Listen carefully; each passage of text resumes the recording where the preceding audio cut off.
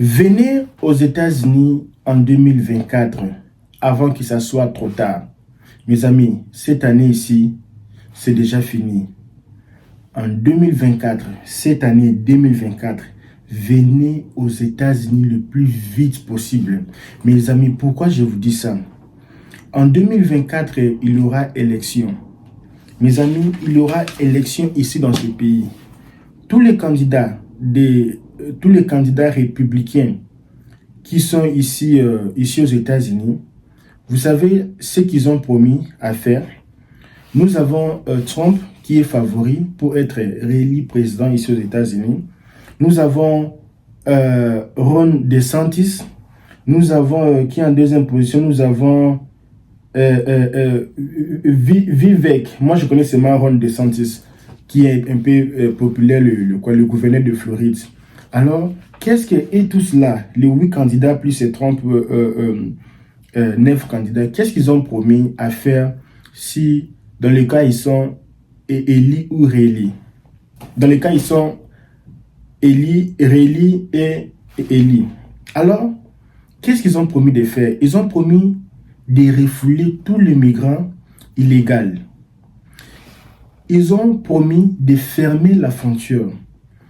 Ils ont promis de construire, de continuer la construction de murs. Ils ont promis une chose grave, mes amis, qui m'a fait choquer, grave, et que même si ton enfant est né aux États-Unis, il n'aura pas la nationalité aux États-Unis. Imaginez un peu, tu fais tous les démarches ici pour arriver ici et votre enfant n'est pas citoyen américain, pourtant il est né ici. Regardez un peu ce qu'ils sont en train de promettre. Et mes amis, si Trump est réélu président dans ce pays ici, moi je ne suis pas ni démocrate ni républicain, je suis neutre. Mais je vous dis, ces gars-là, le président Trump, il y a une probabilité qu'il soit réélu président. Et au cas qu'il est réélu président, il n'y aura plus moyen pour toi de venir ici dans ce pays comme c'est maintenant là. Alors c'est pour cela, c'est le temps pour toi de faire tout pour venir dans ces pays ici, migrer dans ces pays ici et chercher comment se légaliser dans ces pays ici. S'il faut faire des enfants, fais déjà des enfants déjà. Parce que l'année prochaine, ça sera trop tard pour toi. Alors, venez aux États-Unis en 2024, dès que possible et en urgence. LKBA, j'ai déjà mon visa. Je vais acheter déjà mon billet. Tu me dis quoi? Actuellement ici, je suis en train d'enregistrer cette vidéo. Nous sommes en décembre. Mes amis, il ne faut pas venir en décembre. Ne venez pas maintenant, mes amis. Nous sommes en hiver. Il fait très froid et beaucoup des entreprises sont fermées. Ils ont fermé leurs portes.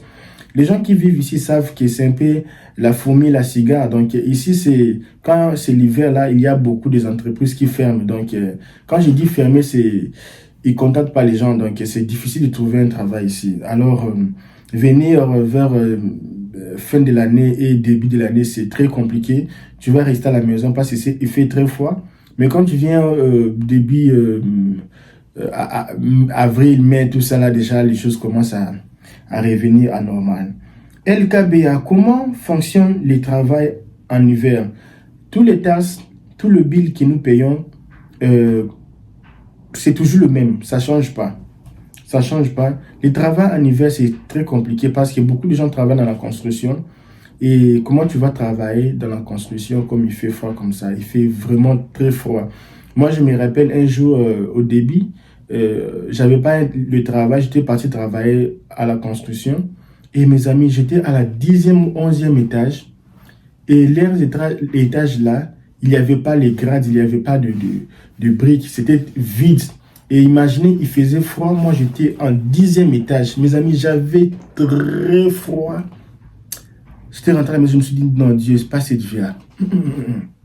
Et beaucoup des entreprises, c'est compliqué. Donc, c'est vraiment compliqué, mes amis. LKBA, j'ai un bon travail en Afrique. Je suis directeur d'une entreprise, ma femme travaille bien, nous tous, nous sommes bien même ici en Afrique. Mais, est-ce que je dois tout abandonner pour venir là-bas, aux États-Unis? Mon ami, la question est de savoir si tu dois tout abandonner pour venir refaire ta vie. Ça ne sera pas facile. Si je te dis c'est facile, là je suis un menteur. Moi, je vous montre la réalité des États. Je ne vends pas les rêves, je vous montre la réalité de vivre ici. Je vous montre toute la réalité. Vous avez de la chance, vous avez des gens qui vous disent la vérité. Nous, quand on était venus ici, il n'y avait pas de vidéos, les gens qui s'asseyaient comme ça pour nous parler des réalités ici. Alors vous, vous êtes différents. Alors, mon ami, la première des choses qu'il faut faire, il faut chercher un coach. Il faut chercher un mentor. Il faut chercher un avocat. Il faut chercher un spécialiste qui va te guider, qui va te dire, hey, quand tu vas venir ici, il faut avoir, si tu es célibataire, il faut avoir plus ou moins 5 000 $ dans ton compte bancaire. Si tu es marié avec des enfants, il faut avoir plus ou moins 15 000 $. Dès que tu arrives, tu auras besoin d'une petite voiture pour commencer la vie. Il faut avoir les documents pour conduire. Tu peux utiliser les International Driver License, que nous assistons aussi avec ça. Si tu n'as pas ton International Driver License, tu as seulement besoin d'avoir le permis de conduire du pays. Avec ça, on peut déjà te faire le International Driver License et tu peux conduire ici pendant 3 mois en attendant que tu fais tes papiers ici. Et ça va beaucoup t'aider au début parce que c'est difficile, il fait très froid. Ici, il n'y a pas beaucoup de bus, il n'y a pas beaucoup de métro comme en Europe. Alors, tu vas beaucoup souffrir avec les transports. Alors, si tu as besoin de work et tu as besoin de International Driver License, dis-moi LKB, j'ai besoin d'un permis de conduire international. Ça va t'aider à conduire ici. Avant même que tu voyages, demande-moi, je vais faire pour toi. Dès que tu arrives ici, je te donne ou je t'envoie. Et ça va t'aider. Aussi, LKB, est-ce que c'est le moment de prendre un avocat? Je viens d'arriver. Mon ami, pour prendre l'avocat, maintenant, c'est perdre ton argent. Ici, c'est un pays de business. Il faut savoir quand tu investis dans quelque chose, il faut savoir comment gagner du bénéfice directement. Parce qu'ici, tu vas causer avec un avocat peut-être 12 000 $ pour la famille, ou 9 000 $, ou 5 000 $ pour une seule personne. Plus ou moins, ça tourne comme ça. Et tu donnes 5 000 $ pour le processus de l'asile. Et puis, ça prend même 4 ans, 5 ans, ça finit pas. Toi, tu as déjà payé toute la somme. Est-ce que tu as gagné ou tu as bénéficié? Et si au cas que tu changeais de ville, est-ce que l'avocat sera toujours disponible pour venir là où tu es? Il peut le faire par téléphone. Mais beaucoup de choses changent ici. La réalité que je vous dis ici, ce sont les réalités sur place. Beaucoup de choses changent. Et l'avocat ne peut pas être plus, comment je peux dire, productif. Mais le grand problème, ce n'est pas ça. Le grand problème est que quand tu pars avec ton histoire devant un avocat, l'avocat le doit de t'aider avec 30% d'amélioration. Mais toi-même, quand tu pars chez l'avocat, est-ce que tu as déjà les 70%? Non. La plupart des gens, quand vous venez ici, vous consultez vos papas, vos mamans, vos tantes, pour qu'ils vous expliquent les choses. Et même là, ils n'ont pas d'expérience. Quand vous arrivez ici, cherchez les gens comme nous, les gens comme moi, les gens comme nous, comme ça. On a des expériences ici. On connaît comment les choses fonctionnent. On connaît qu'est-ce qu'ils ont besoin, comme maintenant là. Je connais, comme maintenant là, si tu pars demander l'asile peut-être à Illinois, je vais te dire, mon ami, tu as fait un mauvais choix. Demander l'asile à Illinois maintenant là, c'est mauvais choix parce que on était là-bas. Il y a des systèmes à l'immigration, il faut voir combien d'asiles qu'ils accordent chaque année dans cette ville. Il y a des sites, on regarde combien de gens ont gagné l'asile à Illinois, combien de gens ont gagné les demandeurs. Il y a deux sortes de types d'asile, défensif et l'asile affirmatif. J'ai déjà expliqué sur ça. Alors, défensif, c'est l'asile où tu arrives ici par la frontière. Personne ne t'a appelé, tu viens demander ici. Tu défends ton asile. Et affirmatif, c'est tu prends l'avion et tu arrives ici. Je ne vais pas entrer dans les détails. Alors, tout ça là, il faut savoir, maintenant là, quel est le coin, ça marche. Quand toi, tu ne connais pas le coin, tu vas rester ici beaucoup des années sans documents. Et dans ces pays ici, mes amis, crois-moi, un jour, tu vas me donner raison. L'effet de ne pas avoir les documents dans ces pays ici, mon ami, tu es comme un papier duplicateur. Tu vas faire ça. Tu vas voir un travail qu'on paye 18 $, mettons, on te paye 5 $ par heure. Un travail qu'on paye même $20, toi on te paye $10 par heure. Parce que tu n'as pas les documents. Et surtout quand tu travailles chez les Africains sont comme ça. Quand tu travailles chez les Blancs, là, tout ça, on peut même te payer la même somme. Hein. Les Blancs, ils ont la même somme. Et quand tu travailles, mes amis, laissez. Et l'humiliation même que tu auras. Il y a les États comme ça, je ne peux même pas avoir un work permit. Je ne peux même pas avoir, non, excusez-moi, tu ne peux même pas avoir un droit avec licence parce qu'on lui dit pour avoir le permis, il faut avoir les ID de l'État. Pour avoir les ID de l'État, il faut avoir les Social Security. Pour avoir les ID, State ID. Mon ami, tu as la voiture, mais tu n'as pas les papiers pour conduire la voiture. Tu as la voiture, mais la voiture n'est pas dans ton nom. Parce que tu n'as pas les documents. Mes amis, c'est très pénible. Alors c'est pour cela, avant de venir ici, si tu suis cette vidéo, prépare-toi. Cherche quelqu'un qui va t'aider. Mon ami, toi tu penses que $200, payer peut-être une consultation de $200. Et venir ici, commencer à travailler pour perdre $15 par heure. Perdre, pas gagner, mais perdre $15 par heure. Venir ici pour souffrir, venir ici pour s'embrayer. Et les $200 et souffrir. Qu'est-ce qui est bon? Tu viens ici pour payer les loyers, pour tenir les loyers gratuits. Maintenant là que je parle ici, même il y a beaucoup de loyers gratuits.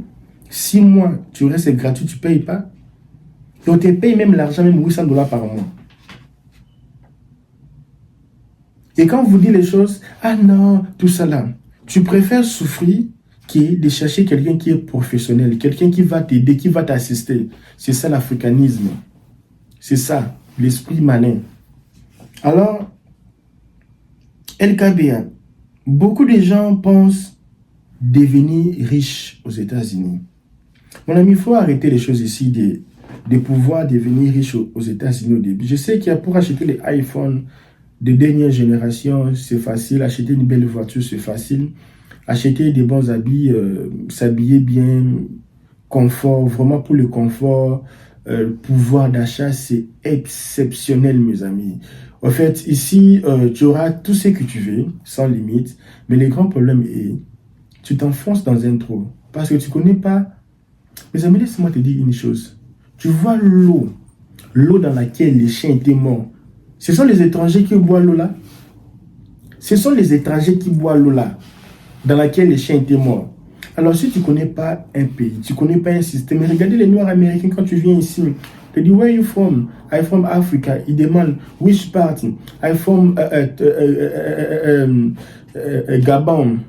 I'm from Côte d'Ivoire. I'm from peut-être Congo. I'm from peut-être tout ça là. Et ils disent rien. Quand tu pars au Brésil, oh, bienvenue. Quand tu pars au Canada, oh, welcome. Ils sont gentils. Mais ici aux États-Unis, c'est comme si... Ok. Donc, les ok là, même ça c'est... Tu écoutes, mais je n'ai jamais écouté les ok là. Ah, ils font Congo, ok. Oh, ils doivent Congo, ils s'arrêtent là-bas. C'est comme si dans les quais là, ils se disent, regardez encore une autre victime qui vient encore s'embrayer dans ces pays. Sinon, même ici, les gens souffrent. Mais ils ne savent pas que nous, on vient différemment avec. Et nous, on vient avec des puissances extrêmement extraordinaires. Nous, on vient avec des objectifs précis pour étudier, pour chercher de l'argent et répartir en Afrique et rebâtir la vie, construire. Il y a des gens qui ont laissé des terrains, ils doivent construire parce que vivre une année ici vaut 10 ans en Afrique. Et il y a des gens qui sont venus ici pour... ils ont des buts de venir rester ici. J'ai vu beaucoup des Africains réussissent ici. La plupart des étrangers réussissent que les gens d'ici. Et ils sont dans des boîtes de nuit. Et ils vivent. Mais nous, quand on vient ici, on progresse. Surtout à Dada, tu vas voir tous les Congolais là-bas, tous les Africains, tous les Camerounais à Dada. Tu vois, les Ivoiriens, ils ont des entreprises, ils ont des restaurants. Tu vois que les gens évoluent. Mais parfois, ils sont toujours dans les sociales. C'est bon. Mais le problème qui est là est que nous, on est différents. Nous, on est des courageux, des braves. Il y a des gens qui ont traversé de mers, de rivières, des océans, tout ça pour arriver ici, dépasser beaucoup d'argent, beaucoup de temps. Alors, on est différents. Et si on est différent, on doit utiliser notre super puissance pour vraiment avoir de l'avenir ici, dans ces pays-ci. Arrêtez d'aller prendre les crédits. Les crédits, là, ce n'est pas aujourd'hui que tu vas acheter la maison. Il y a beaucoup de désavantages d'acheter une maison ici aux États-Unis qu'on ne t'a jamais dit. Mais c'est après avoir regardé une vidéo que je fais ici, tu vas comprendre les désavantages d'acheter. C'est très malin acheter une maison ici. C'est un mauvais investissement. Acheter une maison ici, mes amis. Alors, quand tu viens au débit, cherche une petite voiture, commence ta vie. Épargne de l'argent. Il faut avoir plus ou moins un salaire d'une année. Là, tu seras garanti. Parce que si tu sors au travail, on te chasse du travail, du moins tu auras même 3 mois, tu travailles pas en attendant que tu cherches un autre travail. Alors, il faut économiser de l'argent. Ici, tu ne connais personne. Ici, personne ne te connaît. Ça ne sert à rien de vivre les vies de luxe, de voitures de 5 000 $. Mon ami, tu vas partir avec ça. Aux 5 000 $, tu peux construire une école en Afrique. Tu peux construire une école en Afrique. Tu peux construire un hôtel. Tu peux acheter une belle maison à downtown de Kinshasa. Mes amis, il faut parfois se réveiller. Ah, et la location là-bas, ça coûte combien la location? Mes amis, ici, la location, ça varie. Location des chambres comme ça, là, une chambre, pour un célibataire comme ça chez quelqu'un, tu loues une chambre, ça peut varier de 400 $ à 900 $, hein, mais plus ou moins c'est dans les 500, 600 $. Et combien maintenant on paye ici, quand tu arrives, ici, il veut demander si quand tu arrives ici, est-ce qu'il faut seulement attendre le work permit pour travailler. Logiquement, la loi n'autorise pas de travailler sans work permit. Et mes amis, c'est qu'on voit ici, non? Les gens travaillent, comment tu vas vivre? Il n'y a pas les social, beaucoup de social, comment tu vas vivre? Ils savent, non, ils savent que les gens travaillent ici. Ici, il y a beaucoup de travail, on cherche les gens, ils n'ont même pas beaucoup besoin de documents ici. Même les gens qui ont les documents, les gens qui n'ont pas les documents, ils gagnent beaucoup d'argent plus que les gens qui n'ont pas les gens qui ont les documents. Parce qu'ils ne payent pas les taxes. On veut qu'on vous dise quoi? Qu'est-ce que tu veux qu'on te dise même? Ici, la vie est difficile, il faut faire beaucoup des amis ici au début, aller à l'église, aux mosquées, connaître les gens, parler, discuter, ça va beaucoup t'aider. Mais El Kaby, là-bas aussi, il y a beaucoup de tueries, on tue les gens là-bas, il y a beaucoup de l'insécurité. Mes amis, moi, je ne connais pas l'insécurité ici, je connais qu'il y a les coins là, c'est bizarre, mais quand tu arrives ici, tu as un coach, toi, tu vas aller vivre là-bas, non? Il y a des endroits ici, c'est très mauvais, même il ne faut pas habiter. Et les gens n'habitent pas là-bas, donc si tu as quelqu'un qui va te guider, tu ne vas pas partir vivre là-bas. Ici, il y a les endroits comme ça, tu laisses. Moi, plusieurs fois, j'ai laissé ma voiture ouverte au supermarché, au parking de supermarché, vitre baissée comme ça. Personne ne vole. Hein? J'ai laissé même mon iPhone dedans, personne ne vole. Donc, ici, le vol là, ça n'existe pas, mes amis. Alors, moi, je préfère aller au Canada parce que là-bas, aux États-Unis, c'est difficile de se légaliser. Les documents, c'est difficile. Il y a d'autres personnes, ils sont aux États-Unis, ils se sont légalisés. Moi, je me suis légalisé ici après une année. Il y a d'autres personnes, 10 ans, ils sont ici, rien. La chance, c'est pour tout le monde. Ici, avoir les documents, c'est comme un match de football. Le but peut entrer au premier minute, deuxième, à la fin, ça dépend. Il faut seulement être solide. Et les grands problèmes avec les Africains, quand vous venez ici, vous ne consultez pas les gens. Avant de partir chez l'avocat, mes amis, consultez quelqu'un qui va te dire ce qu'il faut dire à l'avocat et l'avocat va ajouter. Toi, tu pars déjà directement chez l'avocat, tu n'as même pas une bonne histoire. Et l'avocat, ils n'ont pas le temps pour tout ça, ils n'ont pas le temps, il faut déjà se préparer avant de partir là-bas. El Kaby, avocat gratuit ou avocat du gouvernement? Mon ami, moi je pense que l'avocat du gouvernement, c'est un tamis pour toi de connaître si ton histoire aura du succès, tu vas gagner l'asile. Parce qu'avec l'avocat du gouvernement, donc, tu es un peu assuré, donc ça dit qu'ils ont accepté ton histoire. Il y a plus ou moins 60% de gagner. L'avocat privé, tu as 20% de gagner parce que là, c'est le business. Alors, El Kaby, il y a là-bas, il y a des travails lourds.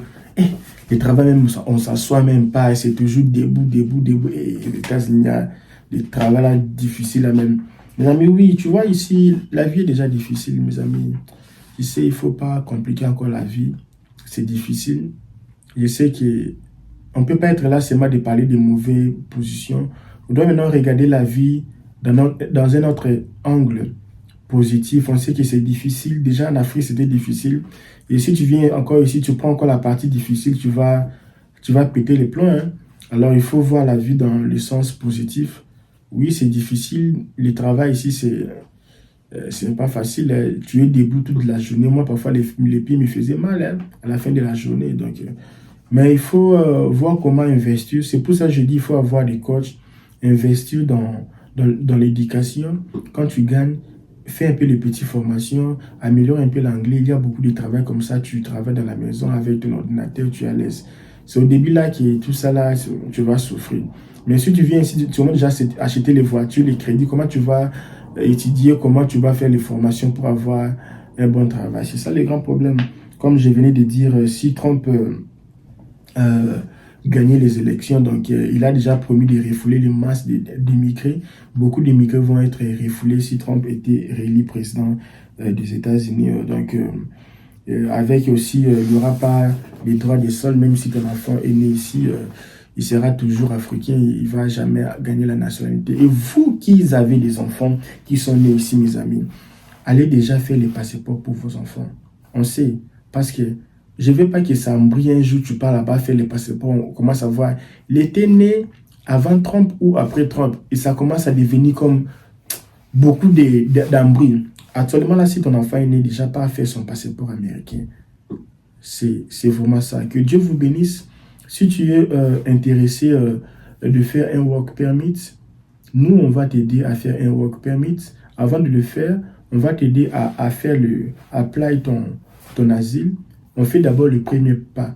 À la place d'aller directement chez l'avocat, nous, on va t'aider à faire le premier pas parce que tu n'as pas l'argent, tu viens d'arriver. Avec l'avocat, tu auras besoin beaucoup d'argent. Ils n'ont pas beaucoup de temps. Nous, on a beaucoup de temps. On va t'aider déjà à soumettre ton dossier d'asile, ton dossier de changement de statut, tout ça, tous ces documents-là. Après 5 mois, quand tu seras éligible pour le work permit, on va t'aider à remplir ton work permit. Et puis, nous, on va seulement t'aider pour la tradition, tout ça là, pour t'expliquer comment on va faire tout ça. Et on les fait, ça sera vraiment très amical. Et puis, après 1 mois, 2 mois comme ça, et puis tu vas faire les empreintes digitales, et puis tu auras ton Social Security et permis de travail. Quand tu as ça, la personne qui a une green card et toi, la même chose. La différence, c'est moi que lui, il est résident, toi, tu n'es pas encore résident, mais vous tous, vous travaillez. Vous tous, vous gagnez de l'argent. Tu peux acheter une maison, lui aussi va acheter une maison. Sauf que toi, ta résidence, ça va venir avec le temps. Que Dieu vous bénisse, je vous laisse.